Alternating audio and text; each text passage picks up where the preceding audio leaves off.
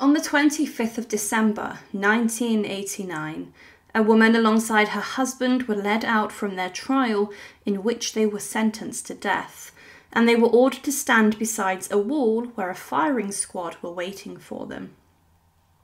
The subsequent execution that occurred was so hurriedly rushed that cameras poised to film the execution just caught the final gunshots being fired into the victims. But these were some of the most hated people inside of Romania. But they were the most powerful. The Ceausescus were, in a sense, the ruling family. And Nicholae Ceausescu was the Romanian dictator, but a woman who was by his side every day and who was seen as the mother of the nation was his wife, Elena. But she was a vicious and ruthless woman who could be cordial when meeting world leaders, but she was someone who would not hesitate to order arrests, ruthless interrogations, and more. Elena Ceausescu was power-hungry and obsessed with gaining more power and wealth for herself, but her downfall was a shocking one, and her execution was a result of a brutal revolution that took place inside of Romania.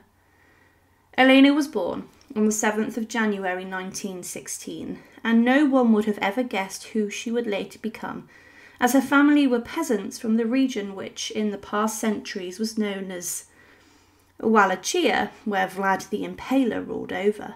Her father worked as a farmer and a ploughman, and Elena was not very well educated. It would have been assumed that she would become a farm worker too, but she did attend a school before she moved to Bucharest with her brother. She was a clever lady, and she was also a scientist, and inside of Bucharest she worked as a lab assistant, and she then, after taking a job in a factory, became more politically aware and motivated. Specifically, she joined the Romanian Communist Party in 1939, as the Second World War was beginning across Europe, and she attended many political meetings inside of Bucharest. Whilst involved in the Communist Party of Romania, she met her future husband, Nicholae Ceausescu, and it was a strong courtship, and Nicholae claimed that once he set his eyes on Elena, he never looked at another woman ever again. He was smitten with her, but he had his own problems, as his political work would see him imprisoned a number of times. Elena and Nicholae married on the 23rd of December 1947, and when the communists seized power, Elena became a secretary inside of the Ministry of Foreign Affairs, but her husband was rising to senior positions. He became the General Secretary of the Communist Party, and he and Elena travelled to different lands and countries to meet with different world leaders to secure trade agreements and alliances for Romania.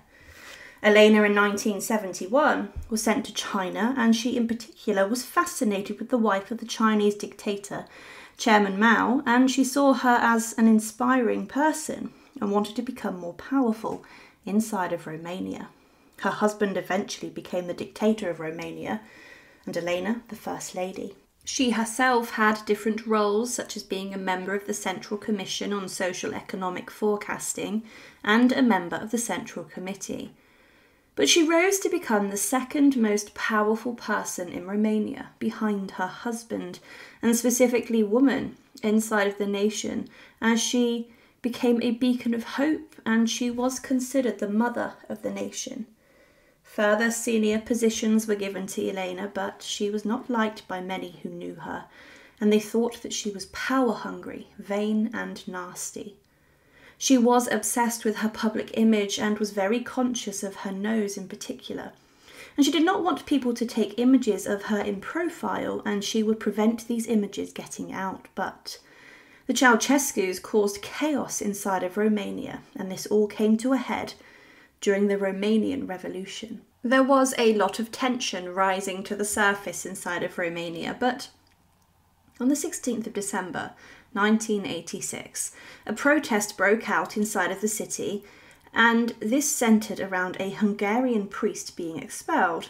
The government wanted him out, as it was claimed he was inciting hatred and causing too many problems, but the protests continued to grow to the point where everyone forgot the original course, and then the protest became an attack upon the government. This was dealt with in such a ruthless way. as the dictator and his wife ordered their security forces and police to attack the protesters. It began with tear gas and water cannons being fired, but police then beat and attacked the protesters. But the protests then began to spread and they became more prominent. The dictators sent in their army, and the tanks were ordered to help deal with the problem, but rioters set cars on fire and many people were injured.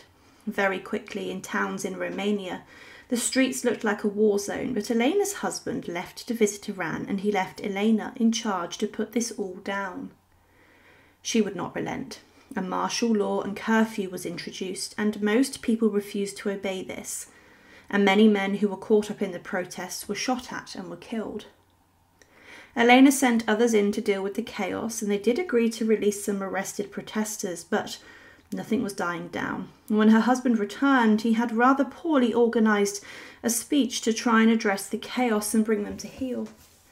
100,000 people were gathered, and the speech was televised, and Nicholae ordered the protesters to stop, and the crowd shouted and heckled him. And then the crowd screamed for revolution. There was panic as gunshots or fireworks were heard, and the crowd began to disperse with the chaos, and the Ceausescus were ordered back into the building where they were taking shelter. The revolution was in full swing, and the crowd became riotous, and Nicholae and Elena were the two figures targeted by the anger. They wanted them dead and deposed, and the government even sent in anti-terrorism officers, and the crowd was now being shot at by the army. And there were many casualties, and some were stabbed to death and were battered to death by the government soldiers. There were even accounts of some people being run over by military vehicles, and the chaos continued. Despite having the chance to flee, the husband and wife in power refused to do this, and this was a very poor decision. Elena remained by the side of her husband, but she was also seen as a target by the crowd, and they did not want her to remain in power. On the 22nd of December in the morning, the Ceausescus made the decision to try and escape, but Elena noticed early in the morning that there was large groups of people moving to Bucharest to continue the protest, and despite the ban on large groups of people gathering, thousands of people were in central Bucharest, and the situation was looking ominous. A plan to escape was devised, and Elena and Nicholae went to the roof of the hideout, and they were going to be evacuated by helicopter. But as they broke out onto the roof, there were protesters coming onto the terrace. As they had gained access to the room, and the dictator and his wife were then shoved into a helicopter along with bodyguards, and this was then ordered to leave. The pair were shell-shocked and looked incredibly scared, and the pilot of the helicopter claimed, "There wasn't enough space. Elena Ceausescu and I were squeezed in between the chairs and the door. We were only supposed to carry 4 passengers. We had 6. But even this pilot had turned against the pair, as she dropped them off and told them he could not help them as revolution was underway. Elena and Nicholae were left in Snagov, and they were then seized by police forces and were taken to a local garrison military compound and were locked up in cells, hysterical, until their trial came. Elena Ceausescu knew that she would be killed. The trial of the pair was debatable, and it could have been concluded that it did not have too much legal standing. The pair defended themselves, but it was obvious that they were to be executed. The court accused them of ordering the genocide of 60,000 people and in ordering the armed forces to fire upon innocent civilians, and they were also accused of damaging buildings, the economy, and ruining the homes of Romanian citizens. They were quickly found guilty of all of the charges, and Elena claimed that she was being murdered and not executed as the death sentence was passed. But there were many people queuing up to be the ones who shot the Romanian dictator and his wife, and the decision was made to use the paratroopers to carry out the executions. Then, at 4 p.m. on Christmas Day, in 1989, Elena and her husband were brought out onto the side of the military barracks buildings, close to where they were tried, and there was a firing squad gathered. Nicholae, before the execution, claimed, "We could have been shot without this masquerade."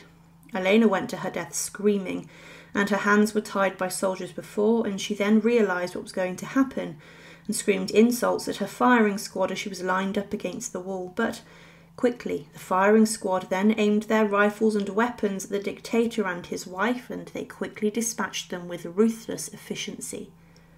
Elena Ceausescu was 73 years old when she was executed, and interestingly, she was the only woman who was ever executed under the modern state of Romania.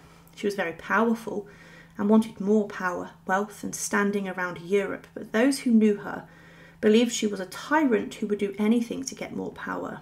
Her execution was quick, so quick that camera crews missed most of it, and it was a brutal end to her life. Thank you for watching, and to support, please subscribe. And again, thank you for watching.